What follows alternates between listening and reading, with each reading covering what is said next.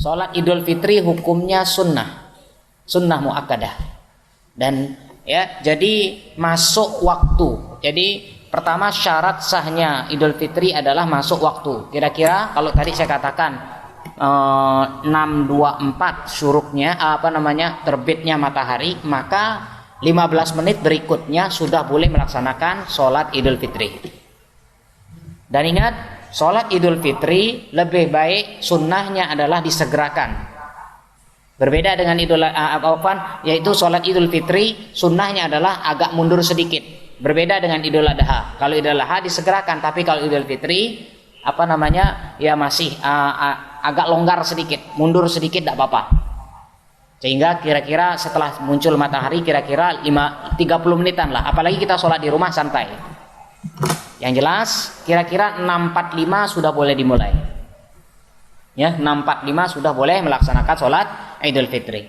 Kemudian wujubul adat tentang masalah jumlah. Karena kondisi kita saat seperti ini, maka ya diperbolehkan, ini kondisi darurat. Kalau seandainya dia punya keluarga, silahkan dengan keluarganya.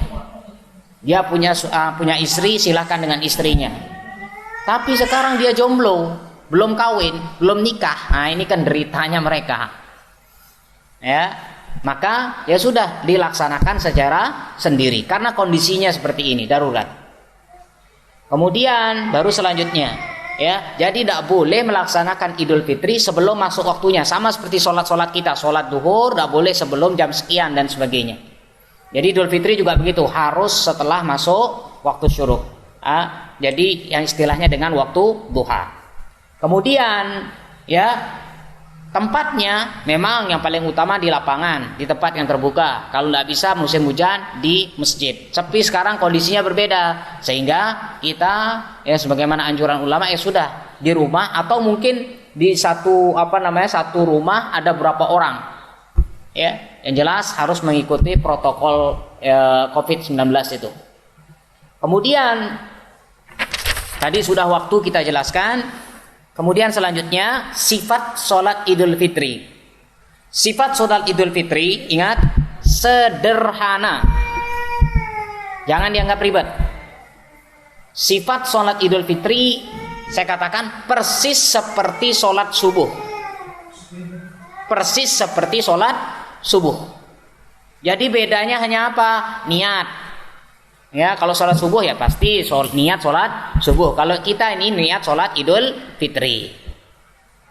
Terus berapa rakaat? Sama 2 rakaat, tidak ada bedanya. Waktunya yang berbeda. Kalau subuh ya sudah waktunya subuh. Tapi kalau Idul Fitri dikerjakan di waktu duha. Nah, 2 rakaat ini seperti subuh yang sebagaimana saya katakan tadi, ya, berbeda hanya takbir saja. Ya, takbiratul ihram. Setelah takbiratul ihram, Allahu Akbar, dia boleh membaca doa iftitah. Allahu Akbar, subhanakallah wa bihamdika wa tabarakasmuka wa ta'alu jadduka wa la ilaha ghairuka. Ditambah 7 takbir. Allahu Akbar. Allahu Akbar. Ya, jadi itu saja bedanya. Jadi di rakaat pertama, ingat, setelah takbiratul ihram, dia boleh membaca doa iftitah. Setelah itu takbir sebanyak 7 kali, takbir tambahan. Ingat, hukum takbir di sini sunnah. Kalaupun dia tinggalkan 7 takbir ini sengaja, sholatnya tetap sah. Karena bukan bagian dari rukun, bukan dari bagian dari syarat, dan bukan dari wajib. Tapi dia hukumnya sunnah. Jadi kalau kelupaan kita sudah baca Al-Fatihah, lanjut saja, jangan diulangi takbirnya. Di rakaat kedua setelah dia bangun ya dari sujud, Allahu Akbar, dia nambah 5 takbir lagi. Allahu Akbar, Allahu Akbar, tambah 5 takbir. Mengenai masalah angkat tangan, silahkan monggo. Ada yang takbir tambahan begini, Allahu Akbar sambil mengangkat tangan. Ini riwayatnya Ibnu Umar. Ada yang memang hanya mengucapkan saja Allahu Akbar, Allahu Akbar, Allahu Akbar, tanpa mengangkat tangan. Ini sama-sama sahih. Lantas apa yang kita baca? Antara takbir ini yang kita baca bebas sebenarnya, zikir apapun. Mau baca subhanallah saja boleh, Mau baca alhamdulillah saja boleh, mau baca Allahu Akbar saja boleh. Atau yang sering kita pelajari di masa kecil, subhanallah walhamdulillah wala ilaha illallah wallahu akbar, Allahu Akbar. Boleh. Ya. Jadi ingat, tambahan 7 takbir di rakaat pertama, 5 takbir di rakaat kedua. Ini hukumnya sunnah, tidak wajib. Apa lagi bedanya? Cuman itu saja bedanya. Jadi jangan merasa bahwasanya Idul Fitri ini serem, tidak, santai. Ya, semua bisa menjadi imam. Ya, insya Allah. Baik, saya percepat.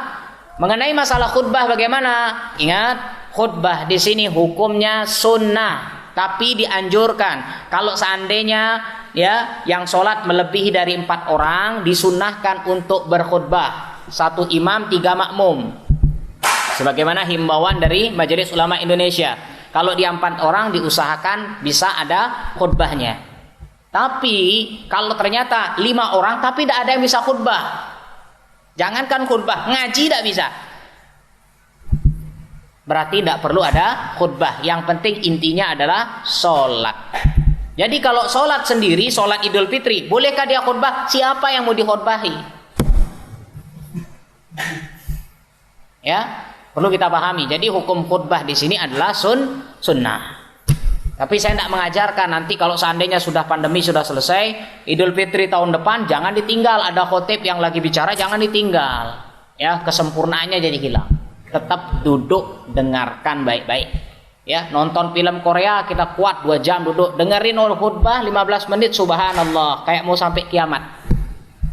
Ya, ini ma'asyiral muslimin rahimakumullah. Ya, jadi hukum khutbah di sini kalau seandainya lebih dari 4 orang dianjurkan untuk menyampaikan khutbah. Khutbahnya jangan panjang-panjang. Jadi khutbahnya boleh sekali, boleh seperti Jumatan. Ya, letak khutbah ini setelah sholat. Sekali lagi, letak khutbah ini setelah sholat. Ya, letak khutbah ini ya setelah sholat. Berbeda dengan Jumatan. Kalau Jumatan khutbah dulu baru sholat. Kalau Idul Fitri sholat dulu baru khutbah. Khutbahnya boleh 2 kali berdiri, boleh sekali. Intinya dalam khutbah yang penting ada ya ulama hanya menganjurkan ada kalimat peringatan. Mungkin ittaqullah, bertakwa kepada Allah. Ini cukup. Kalaupun dia assalamualaikum warahmatullahi wabarakatuh, kemudian dia muqaddimah alhamdulillah wassalatu wassalamu, dia hanya mengatakan ittaqullah, ittaqullah, ittaqullah, selesai. Ya, bebas. Intinya adalah di dalam khutbah tersebut ada peringatan. Ya, itu bebas. Kemudian selanjutnya, apa yang disunnahkan di amalan hari raya besok? Yang pertama disunnahkan bahwasanya Idul Fitri disunnahkan memang dilaksanakan ini ya di tempat yang luas, terbuka, tapi kondisinya berbeda, ya sudah kita di rumah saja. Yang kedua, disunnahkan untuk mengakhirkan sholat Idul Fitri. Ya, jangan cepet-cepetan, santai saja. Apalagi biaya, ya santai saja. Ya jam 7 kita tidak apa-apa, di rumah kok, tidak kemana-mana. Kemudian sama, sebelum melaksanakan sholat Idul Fitri disunnahkan makan. Apa qoblal khuruji sholatil fitri? Tamarot, makan beberapa kurma, tidak ada hitungannya. Silakan makan kurma. Ya, kalau bisa, atau kalau tidak ada kurma, ya silakan makan apa? Ya, istilahnya sarapan dulu. Ini menunjukkan bahwasanya kita bukan sedang berpuasa.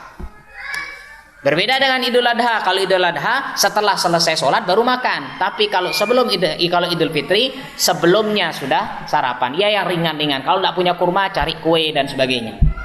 Ya, kemudian ya disunnahkan karena ini kan tidak mungkin. Ya, kita mau menuju sholat Idul Fitri jangan samakan. Ya, kita mau menuju lapangan jalannya berbeda. Memangnya mau kemana kita? Ya, dari kamar mandi mau menuju kamar keluar dulu, apalagi masih pakai anduk kan tidak mungkin. Ya sudah biasa saja, kembali ya seperti biasa. Jadi itu bedanya. Kemudian disunnahkan yusannu katsratul adzikr bi takbir wa tahlil. Disunnahkan untuk memperbanyak takbiran bahasa kita. Ya, takbiran. Kapan dimulai takbir ini? Jadi takbir ini sudah dimulai setelah maghrib. Jadi ketika pemerintah mengatakan seandainya hari Ahad kita lebaran, maka Sabtu malam itu sudah 1 Syawal, kita habis sholat maghrib sudah takbir. Ya, jadi astagfirullah, astagfirullah, astagfirullah, Allahumma antas salam wa minkas salam, tabarak ya dzal jalali wal ikram. Aduh, silahkan dijaharkan takbirnya, Allahu akbar, Allahu akbar, Allahu akbar, dan sebagainya. Silahkan. Ya, nanti habis sholat isya juga begitu, habis sholat subuh juga begitu, nanti habis hari raya sudah selesai, habis sunnahnya takbiran. Tidak ada takbiran lagi setelah hari raya Idul Fitri sudah dilaksanakan. Kalau sebelum hari raya Idul Fitri, silahkan memperbanyak takbir. Kalau bahasa kita di sini takbiran. Ucapkan terus takbir terus, Allahu akbar, dan sebagainya. Kemudian nanti di hari raya Idul Fitri disunnahkan kita saling mengucapkan ya selamatlah antar kita. Bisa melalui WA, bisa melalui Zoom dan sebagainya. Bebas. Intinya adalah mengucapkan selamat. Mungkin dengan mengucapkan apa? Ya, taqabbalallahu minna wa minkum, ya, wa kullu amin wa antum bi khairin. Bebas. Ya, selamat, mudah-mudahan Allah menerima puasa antum dan sebagainya. Ini kata-kata yang bebas. Ini kaum muslimin ya, saudara-saudaraku. Kemudian satu lagi, yusannu an yatajammal muslim. Disunnahkan sebelum melaksanakan hari raya Idul Fitri, sebelum sholat, ya ingat, berusaha cari pakaian yang terbaik. Ya, boleh pakaian baru, silahkan.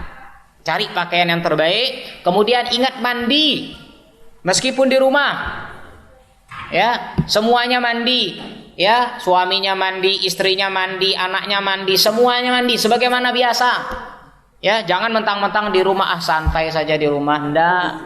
Ya, ini hal yang berbeda. Ayolah kita bedakan hari ini dengan hari yang sebelum-sebelumnya. Baik. Selanjutnya mandi, kemudian apa? Yalbasu ahsanus siyab. Pakai pakaian yang paling terbaik. Ya, pakai parfumnya wayatatayyib, dan memakai parfum. Ya, parfumnya dipakai biar harum badannya. Jadi itu. Ya, jadi walaupun kita di rumah, kita maksimalkan sunnah-sunnah yang kita lakukan. Ya. Jadi kita maksimalkan sunnah-sunnah yang bisa kita lakukan. Ya, tadi itu sunnah-sunnah yang insya Allah bisa kita laksanakan ketika sebelum hari raya Idul Fitri. Sekali lagi kesimpulannya, hari raya Idul Fitri yang kita lakukan, ingat sholatnya itu jangan dianggap serem. Dia persis seperti sholat subuh, hanya beda takbir tambahan saja. Allahu a'lam bishawab. Baik, saya siapkan 10 menit. Ada pertanyaan? Tafadhal. Hayya. Untuk baca suratnya, suratnya bebas.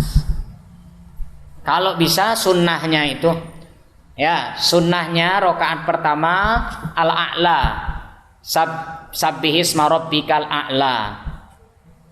Yang kedua sunnah rakaat kedua yaitu hal ataka hadisul ghasyiyah.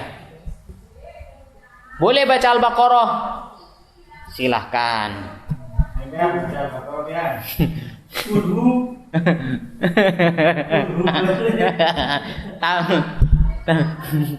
Tapi kalau tidak bisa, ya kalau tidak bisa itu ya kul huwaile.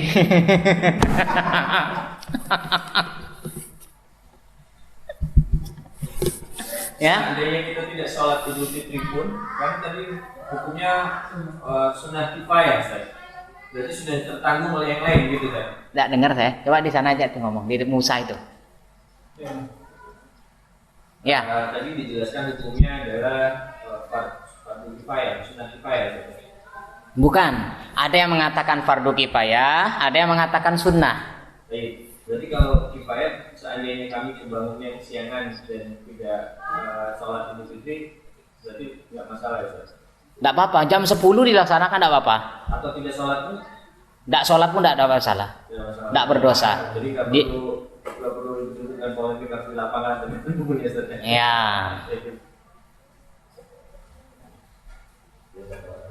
Jazakallah.